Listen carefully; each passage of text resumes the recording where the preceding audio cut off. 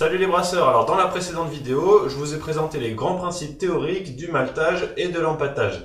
Aujourd'hui, on va passer à la mise en pratique de tout ça puisque je vais vous présenter les différentes méthodes que vous pouvez utiliser pour conduire un empâtage et je vous montrerai également des exemples concrets de la méthode que j'utilise habituellement. A tout de suite.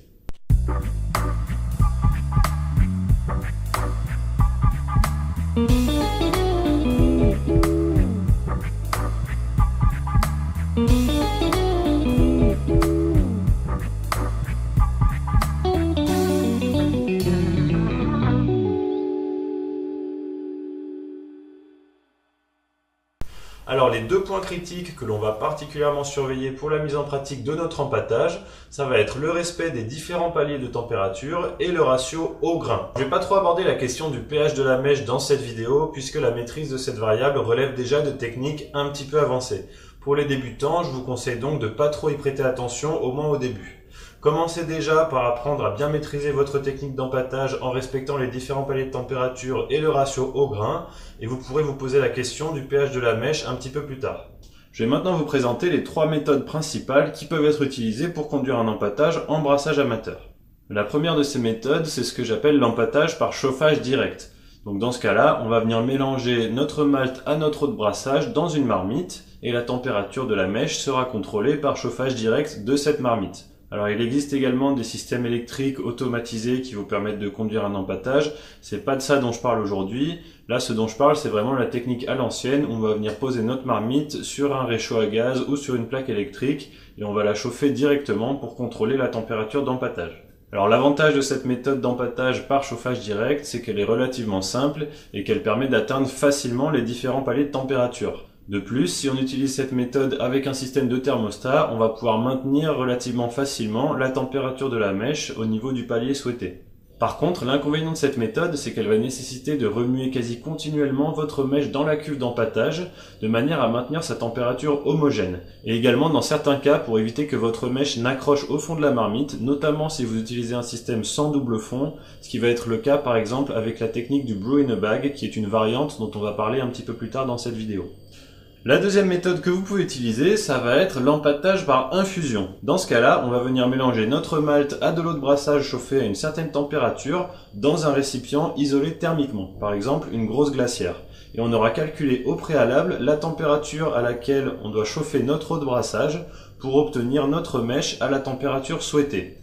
On va ensuite refermer la glacière et laisser reposer notre mèche pendant la durée du palier de température qu'on est en train d'effectuer. Avec cette méthode, pour passer d'un palier de température au suivant, on va donc venir rajouter de l'eau de brassage chauffée à une certaine température dans notre cuve d'empâtage et la température à laquelle on aura chauffé notre eau de brassage aura été calculée au préalable de manière à atteindre le palier de température souhaité une fois que cette eau aura été mélangée avec le reste de la mèche dans la cuve d'empâtage. Alors l'avantage de cette méthode d'empâtage par infusion, c'est qu'une fois qu'on a atteint un palier de température, on n'a plus qu'à refermer la glacière et à laisser travailler les enzymes. En général, si on utilise un récipient qui est suffisamment isolé thermiquement, la température atteinte va se maintenir pendant toute la durée du palier et on n'aura pas besoin de venir remuer la mèche pendant ce temps. L'inconvénient, ou plutôt la difficulté qui va être associée à cette méthode, ça va être tout d'abord que pour chaque palier de température qu'on veut atteindre, il va falloir réaliser des calculs en amont pour déterminer la température ou le volume de l'eau de brassage à rajouter à la mèche. De plus, de manière à atteindre ces paliers de température avec une certaine précision et sans trop de difficulté, il va être nécessaire de connaître un petit peu son matériel et d'avoir un petit peu l'habitude de cette méthode. Et enfin, la dernière méthode que vous pouvez utiliser, ça va être ce qu'on appelle l'empâtage par décoction. Donc cette méthode est en fait une variante de l'empâtage par infusion. Elle consiste à commencer notre empâtage par une infusion classique et à passer ensuite au palier suivant en utilisant ce qu'on appelle des décoctions. Donc une décoction, ça va consister à prélever une portion de notre mèche contenant relativement peu de liquide et beaucoup de grains, à la placer dans une marmite, à l'amener à température de saccharification et à la maintenir à cette température pendant 10 à 15 minutes et ensuite de la porter à ébullition pendant 30 à 45 minutes. On va ensuite réintroduire cette portion de mèche dans notre cuve d'empâtage, ce qui va permettre d'en élever la température de manière à atteindre le palier de température souhaité. Donc cette méthode, comme dans le cas de la méthode d'empâtage par infusion, va nécessiter d'utiliser certaines équations pour calculer notamment la quantité de mèche à prélever pour pouvoir atteindre le palier de température souhaité lorsqu'on va la réintroduire dans notre cuve d'empâtage et qu'elle sera à température d'ébullition. Alors juste une petite remarque concernant la portion de mèche qu'on va prélever pour ces décoctions. Donc, vous savez que dans votre cuve d'empâtage, les enzymes qui sont en train de travailler se trouvent en solution dans la partie liquide de votre mèche. Donc quand on va venir prélever notre portion de mèche pour la décoction, on va essayer de prélever un minimum de liquide avec cette mèche de manière à dénaturer un minimum d'enzymes lorsqu'on va porter cette portion de mèche à ébullition. On estime que de manière à hydrater totalement une portion de grain sans qu'il y ait d'eau supplémentaire, on va devoir utiliser un ratio eau-grain à peu près égal à 1,25 litres par kilo. Et donc lorsqu'on va prélever notre portion de mèche pour notre décoction, on va essayer de prélever une portion de mèche ayant un ratio eau-grain compris entre 1,3 et 1,5 litres par kilo. Ça va correspondre visuellement à une portion de mèche pour laquelle, lorsque vous la placerez dans un récipient, il n'y aura pas de liquide recouvrant le grain. Alors en ce qui concerne les avantages de cette technique d'empâtage par décoction, eh bien tout d'abord cette technique va vous permettre de ne pas avoir à rajouter d'eau de brassage dans votre cuve d'empâtage pour passer d'un palier de température à un autre. Ça va donc vous permettre de maintenir votre ratio eau-grain constant pendant toute la durée de votre empâtage. De plus, cette technique d'empâtage par décoction va permettre d'apporter un caractère un petit peu plus maltais à votre bière ainsi qu'une couleur plus foncée. Cela va être dû à des composés appelés mélanoïdines qui vont être formés pendant les phases d'ébullition de vos décoctions de mèche à travers des réactions chimiques appelées réactions de Maillard. Il est cependant possible d'imiter cet effet des empâtages par décoction en utilisant par exemple une technique d'empâtage par infusion et en rajoutant à notre recette certains maltes contenant des mélanoïdines comme par exemple le malt Munich ou le malt mélanoïdine. Au niveau des inconvénients, il faut savoir que cette technique d'empâtage par décoction est assez coûteuse en temps et en énergie. En effet, chaque décoction va prendre de 30 minutes à 1 heure et il faut savoir que pendant toute cette durée, vous serez obligé de touiller continuellement votre décoction de manière à éviter que la mèche n'accroche au fond de votre marmite. Et enfin, comme pour la méthode d'empâtage par infusion, cette technique d'empâtage par décoction va nécessiter d'utiliser certaines équations afin de calculer à l'avance les quantités de mèche à prélever pour vos décoctions afin d'atteindre les différents paliers de température souhaités. Alors je vais maintenant vous présenter les différentes équations qui vont vous être utiles si vous utilisez la méthode d'empâtage par infusion ou par décoction.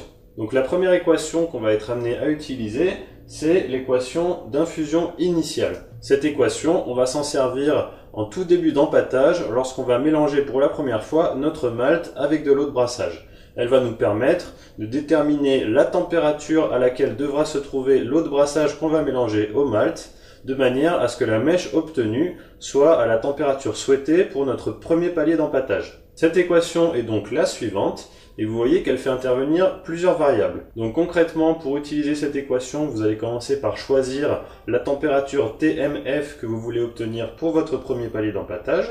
Vous allez également choisir le ratio eau-grain R que vous voulez avoir pour ce premier palier d'empâtage. Et ensuite, vous allez mesurer la température TGI qui va être donc la température initiale de votre grain avant que vous le mélangiez à votre eau de brassage. Et en utilisant cette équation, vous allez obtenir TWA qui va être la température de l'eau de brassage que vous allez devoir rajouter. Et vous allez pouvoir déduire le volume d'eau de brassage à température TWA que vous allez mélanger à votre malt en utilisant le ratio eau-grain R que vous avez choisi au préalable et la masse de malt que vous allez utiliser. La deuxième équation qui va nous intéresser ici, c'est ce qu'on appelle l'équation de changement de palier. C'est une équation qui va nous être utile lorsqu'on pratique l'empâtage par infusion, qu'on se trouve déjà avec de la mèche dans notre cuve d'empâtage à une certaine température et avec un certain ratio eau-grain, et qu'on souhaite passer à un autre palier de température. Pour cela, on va devoir rajouter à notre mèche une certaine quantité d'eau de brassage à une certaine température, et cette équation de changement de palier va nous permettre de déterminer quel volume d'eau de brassage il va falloir rajouter à notre mèche en fonction de la température de cette eau de brassage et des caractéristiques de la mèche qui se trouve déjà dans notre cuve d'empâtage, de manière à atteindre précisément le prochain palier de température qu'on est en train de viser. Donc voici cette équation de changement de palier, vous voyez qu'elle fait intervenir plusieurs variables. Donc concrètement, pour utiliser cette équation, vous allez commencer par choisir quel est le ratio eau-grain que vous voulez obtenir pour ce deuxième palier d'empâtage. Bien entendu, comme vous allez venir rajouter de l'eau dans votre cuve d'empâtage, ce nouveau ratio eau-grain sera forcément supérieur au ratio eau-grain que vous aviez pour le palier de température précédent. Une fois que vous aurez choisi ce nouveau ratio eau-grain, vous allez donc pouvoir déterminer le volume d'eau que vous allez être amené à rajouter dans votre cuve d'empâtage. Vous allez ensuite choisir quelle est la température TMF que vous souhaitez atteindre pour ce nouveau palier d'empâtage et vous allez pouvoir mesurer la température initiale TMI de votre mèche. De la même manière, vous connaissez la masse de grains ainsi que le volume d'eau qui se trouve initialement dans votre cuve d'empâtage. Grâce à cette équation de changement de palier, vous allez donc pouvoir déterminer la température TWA à laquelle devra se trouver le volume d'eau de brassage VWA que vous allez maintenant rajouter à votre cuve d'empâtage afin d'atteindre la température TMF de votre nouveau palier d'empâtage. Une troisième équation qui va nous être utile lorsqu'on pratique un empâtage par infusion, ça va être l'équation de changement de palier de température avec ajout de grains. Donc c'est une équation qui est un petit peu plus complexe que les deux précédentes et qui va nous être utile notamment lorsqu'on va devoir utiliser certains paliers de température avec seulement une portion du grain qu'on utilise dans notre recette. Auquel cas, on va être amené au cours de notre empâtage à passer d'un palier à un autre en rajoutant de l'eau de brassage, mais également le reste du grain intervenant dans notre recette, mais qui n'avait jusque-là pas été mélangé dans la cuve d'empâtage. Donc voici l'équation en question, elle est un petit peu plus longue que les deux précédentes, mais pas d'inquiétude, c'est pas spécialement plus complexe. Donc concrètement, pour utiliser cette équation, vous allez commencer par regarder quelle est la masse de grain MGA que vous voulez rajouter dans votre cuve d'empâtage. Ensuite, vous allez choisir quel est le nouveau ratio eau-grain que vous voulez obtenir dans votre cuve d'empâtage pour ce nouveau palier de température. Une fois que vous aurez choisi ce nouveau ratio eau-grain que vous souhaitez obtenir, vous connaissez déjà la masse de grain MGI ainsi que le volume d'eau VWI qui se trouve initialement dans votre cuve d'empâtage. Vous pouvez donc en déduire le volume d'eau VWA que vous allez venir rajouter à votre mèche dans votre cuve d'empâtage de manière à obtenir le nouveau ratio eau-grain que vous avez choisi pour votre nouveau palier de température. Vous allez également choisir la température TMF que vous voulez atteindre pour votre prochain palier d'empâtage. Il ne vous reste alors plus qu'à mesurer la température TGA du grain que vous allez rajouter dans votre cuve d'empâtage et en utilisant cette équation de changement de palier avec ajout de grains, vous allez pouvoir calculer la température TWA du volume d'eau VWA que vous allez venir rajouter dans votre cuve d'empâtage pour atteindre votre nouveau palier d'empâtage à une température TMF. La dernière équation que je vais vous présenter ici, ça va être l'équation de décoction. C'est une équation qu'on va utiliser, comme vous vous en doutez, lorsqu'on pratique l'empâtage par décoction. Et cette équation va nous permettre de calculer quel volume de mèche on va devoir prélever dans notre cuve d'empâtage afin de pouvoir atteindre notre nouveau palier de température lorsqu'on viendra réintroduire cette mèche dans notre cuve d'empâtage après l'avoir portée à ébullition. Donc voici l'équation en question. Donc concrètement, pour utiliser cette équation, vous allez commencer par choisir la température TMF que vous souhaitez atteindre pour votre prochain palier d'empâtage. Vous allez ensuite estimer quelle va être la température TMI de votre mèche au moment où vous allez rajouter la portion de mèche de votre décoction pour atteindre ce nouveau palier d'empâtage. Vous connaissez déjà la masse de grain MGI et le volume d'eau VWI qui se trouve initialement dans votre mèche avant que vous préleviez votre décoction. Il vous reste alors à estimer le ratio eau-grain RD de la portion de mèche que vous prélevez pour votre décoction, ainsi que la température TD de cette portion de mèche au moment où vous allez la réintroduire dans votre cuve d'empâtage. Donc comme je l'évoquais un petit peu plus tôt dans cette vidéo, une manière de déterminer la valeur de ce ratio eau-grain de votre décoction, ça va être, lorsque vous prélevez la portion de mèche qui va vous servir pour cette décoction, de la placer dans un récipient et de vérifier qu'il n'y ait pas de liquide au-dessus du niveau du grain. Si c'est effectivement le cas, vous savez que le ratio eau-grain de la mèche que vous utilisez pour votre décoction va être approximativement compris entre 1,3 et 1,5 litres d'eau par kilogramme de grain. À partir de ces données, vous allez donc pouvoir utiliser cette équation de décoction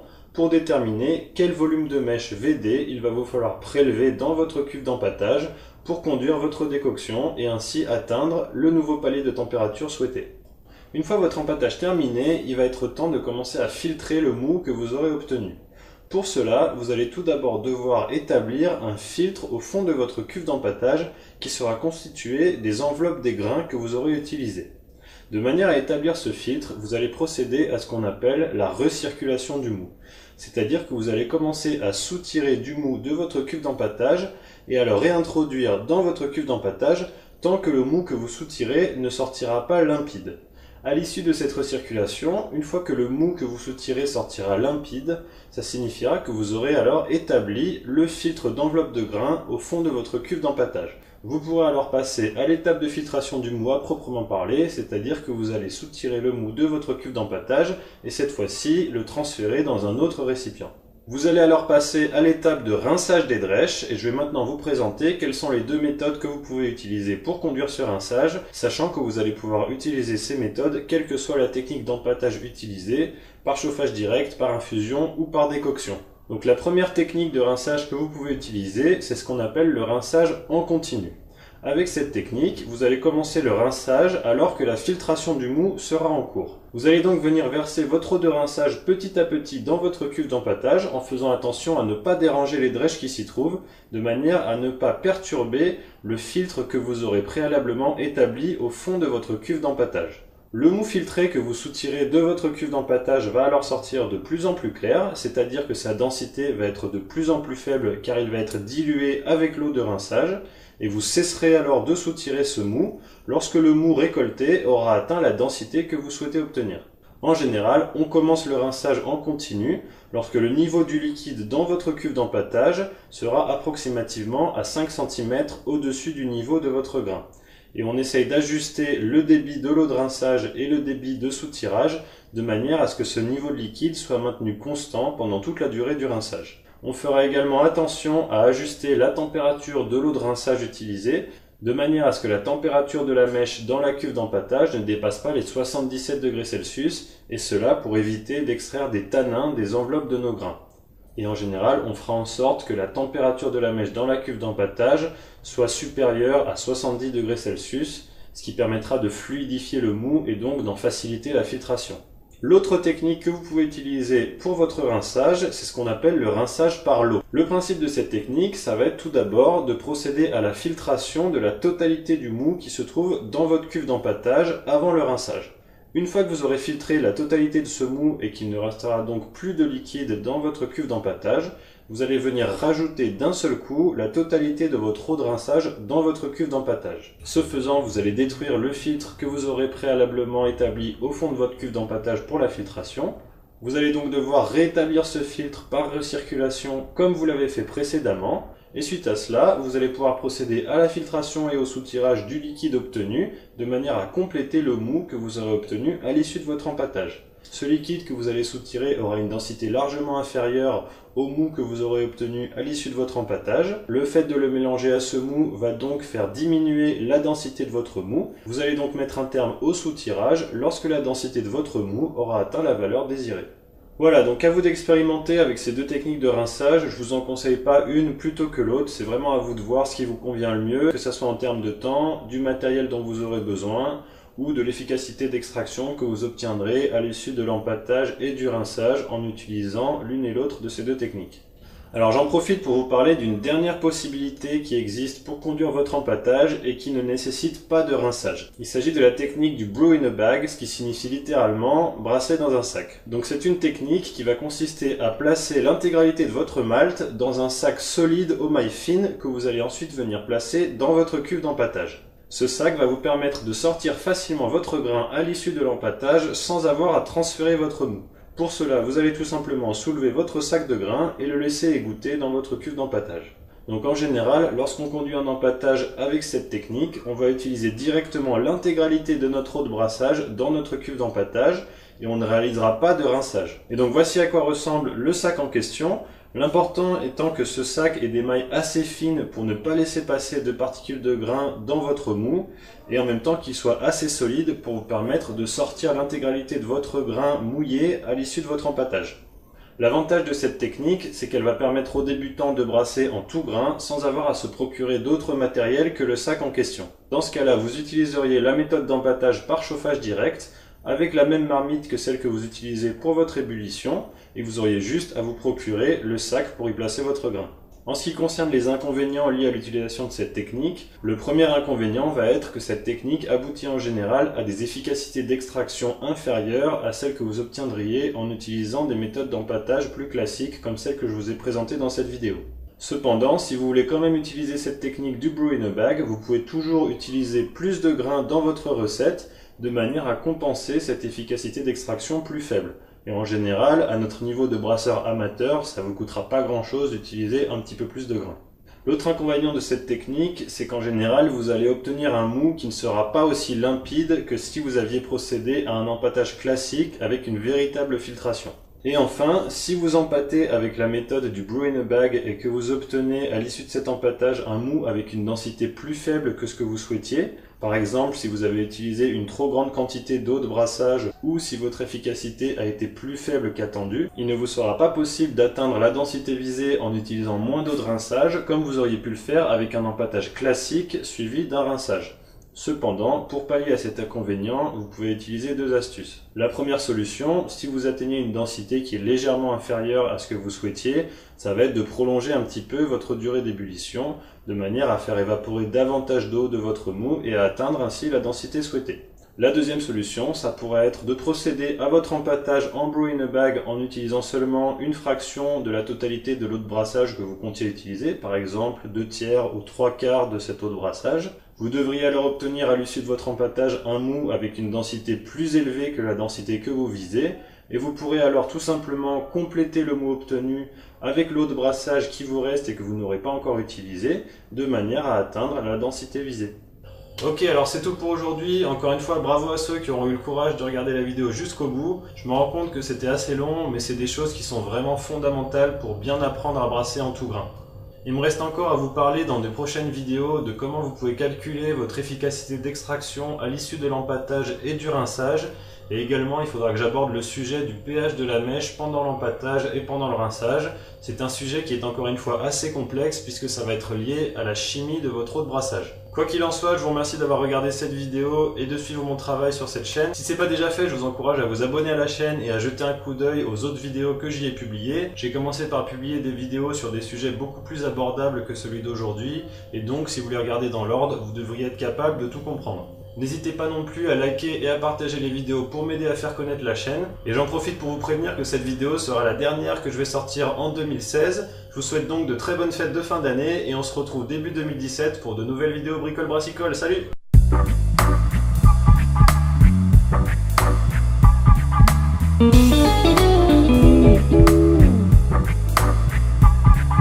Thank you.